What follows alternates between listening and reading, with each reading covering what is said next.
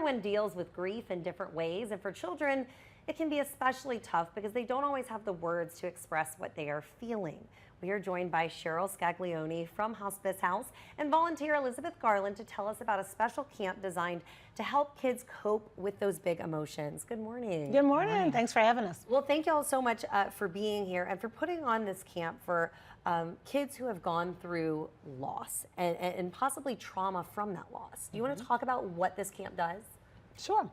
So Camp Bearable is a very comfortable setting for kids, and they quickly learn that everybody is there for the same reason. They can't really express themselves and their feelings in a classroom setting because they might be the only one that's suffering that way. And so it's just a great place for kids to reconnect with a group of peers that are feeling the same things they are. And as a volunteer, I mean, what do you find the kids, how do they react or how do they cope? How do y'all help them cope? Well, we have all kinds of different activities. And one thing I want people to know, it's not a sad, everybody sitting around crying. We do a lot of hands-on activity, a lot of conversations, just to kind of let them subtly talk about the things. But that's what some people say, like, why do you do that year after year? It's so, so depressing. And I'm like, it's not depressing. It's a beautiful thing for the kids to come together and to get to know those kids, and for them to let you know that it's, that it's okay for them to talk about, because so many don't want to talk about it to their parents or other loved ones because they don't want to upset them. So this is a safe place for them to talk about how they're feeling. And I think it's an amazing thing that y'all have such a wonderful group of volunteers who feel that way because, like you just mentioned, the adults in their lives have likely also lost someone or maybe dealing with their emotions themselves, and so it's difficult sometimes for the kids to go to their adults at home. So to have a camp where they can go and kind of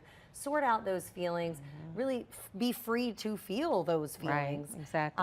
But like you said, it's not sad. No, the kids are really able to work through things in a happy, comfortable environment. Right. We give them some different settings too. Unfortunately, we have a lot of kids that have had a traumatic death.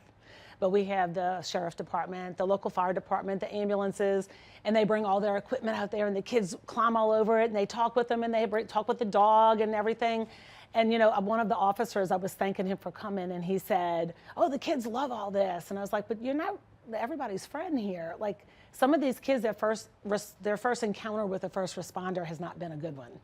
And so this brings a whole different dynamic to a different relationship and a different outlook on what first responders is for the rest of their lives to maybe Absolutely. think positively about those first Absolutely. responders as they should, as opposed to associating it with that traumatic death. Right. So if you know somebody, a kid 7 to 12 years old who has been through something that might warrant them attending Camp Bearable, you can sign up. Tell me dates and how to sign up. Yeah. So the dates of camp is actually next weekend, March 21st, 22nd, 23rd. It is an overnight camp. The kids are required to spend the night. And we do this at Fontainebleau State Park each year, once a year. And you can register. You can call us for the application at 985-643-5470 or email us at info@thehospicehouse.org. All right. Thank you guys so much. I hope you'll Thank have a you. great camp next week. We will. Thank you so much.